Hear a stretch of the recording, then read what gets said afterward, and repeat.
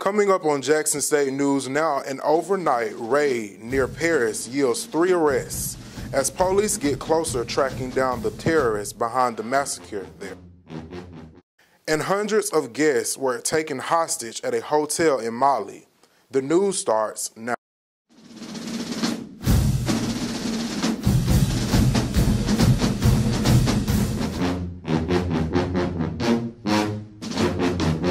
Hello everyone, welcome to Jackson State News Now. It's Friday, November 20th. I'm Charance Wright, and Alexis Scott will be off today.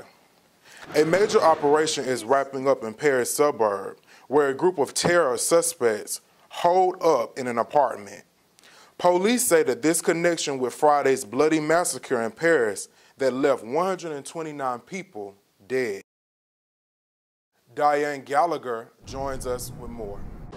This is a very fluid situation. The details continue to unfold, but we have had raids throughout the morning, explosions, gunfire, a suicide bomber in a suburb just north of here. But perhaps most alarming of all is the target, an ISIS mastermind thought to be organizing these plots from Syria or Iraq. It turns out they think now he was right here in Paris. Police in riot gear stormed an apartment in a Paris suburb of Saint-Denis early Wednesday morning. The target of the raid, alleged mastermind of the Paris attack, Abdelhamid Abba Aoud. Now, it has not been confirmed whether he was captured or killed. CNN's Atika Schubert was reporting outside the apartment building when explosions were heard. Oh, and an explosion has just gone off. This is still very much an ongoing operation. That was quite a large explosion in that direction. The cause of the blast were not immediately clear. Now, this all happened not far from Stade de France, the site of one of Friday's attacks.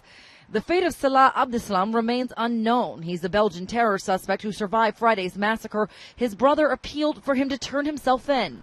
I know it must be difficult to watch on TV some actions to try to find him.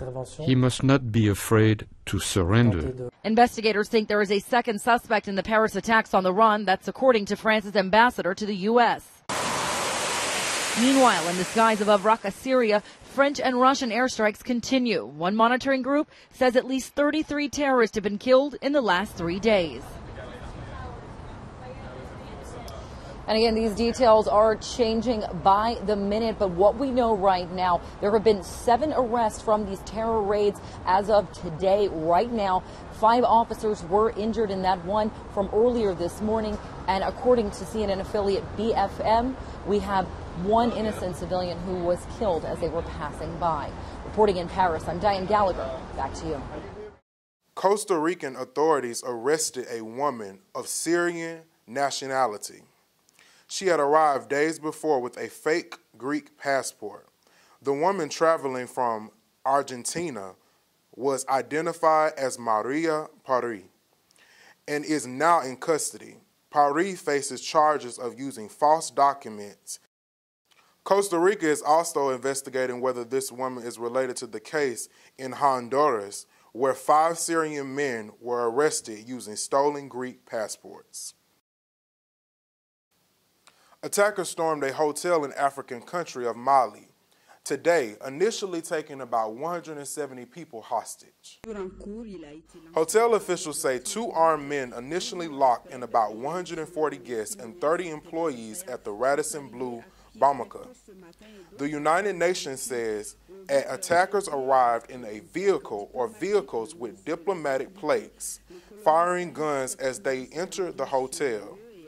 A UN official said 2 Malaysians and a French national were killed in the attack, but did not elaborate.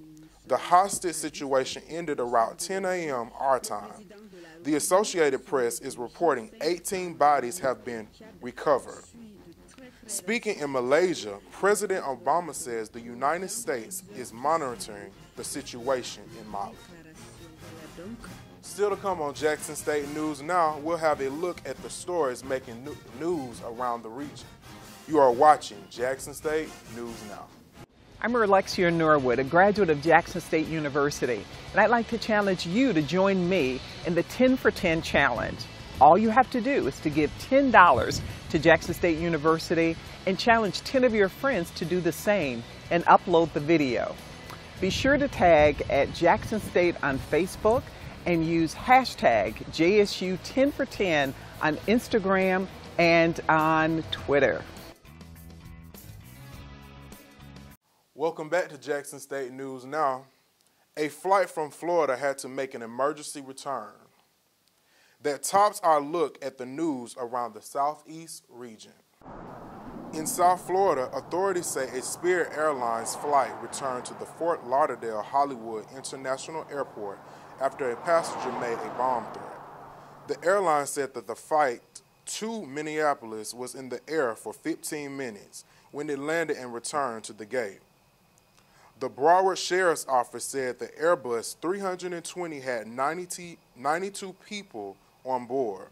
The bomb squad investigated using bomb-sniffing dogs, but nothing was found.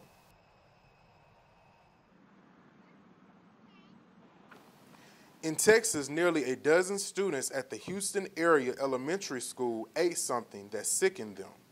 A mother says her 5th grade daughter got sick to her stomach. The little girl says the meal felt mushy and had a strange odor. The child said at least 10 of her classmates had to run to the bathroom. The school district says it is investigating what led to a cluster of students getting sick. The school also says not all of the students that got sick today purchased cafeteria food.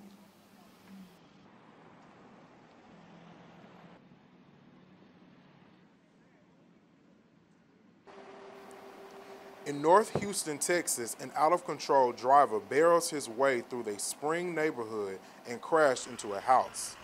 Eyewitnesses say a car and an SUV were speeding through this neighborhood when the SUV lost control and slammed into the house. It crashed into the garage and the pickup that belongs to the people who live here, and sent the pickup into the other car that was there and a tree. That takes a look at stories making news around the region.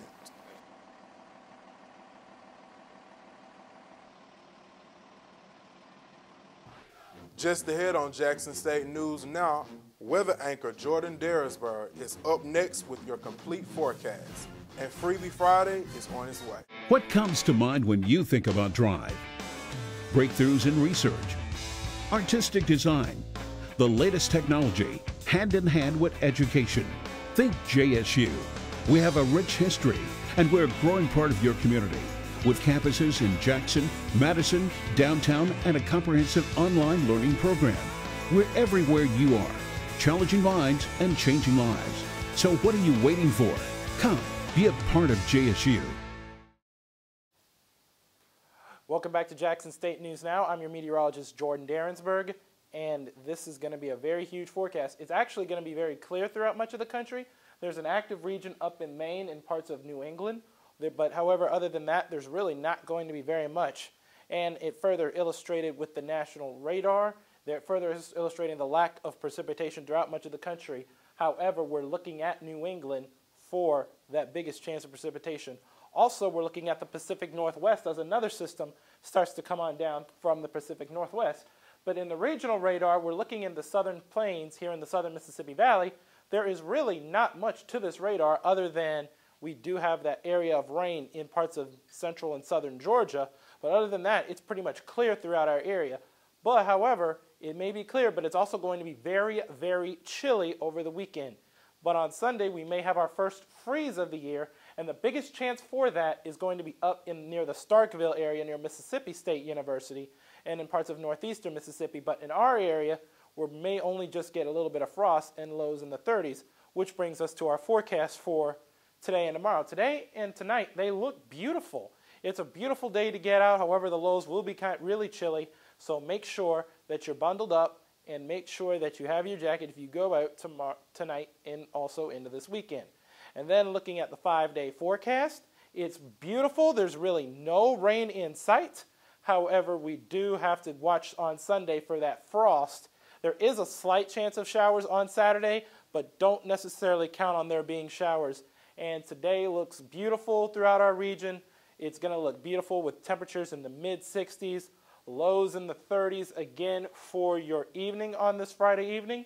And on Saturday, like I said, there is that chance for some showers throughout our region. However, we don't expect for there to be that much in the way of showers. And that was your Jackson State News Now weather report. Back to you, Charance. Now it's time for Freebie Fridays. Starting at 3:30 p.m. to 5:30 p.m., JSU Innovation will be hosting their annual month reception, so make sure you come out and get some free food. After a successful summer, Brick Street Pops is having a grand opening. A ribbon-cutting ceremony is at 10:30 a.m. Brick Street will be having special deals for popsicles, drinks, and candy every hour. Sports is next on Jackson State News Now. Hello, I'm Coach McCall from the Jackson State University Tigers, and I personally would like to challenge all of you to give to JSU 10 for 10 Challenge. All you have to do is give $10, 10 recurring dollars to JSU, and challenge 10 of your friends. And go out there on the website and post it to your account at hashtag JSU 10 for 10.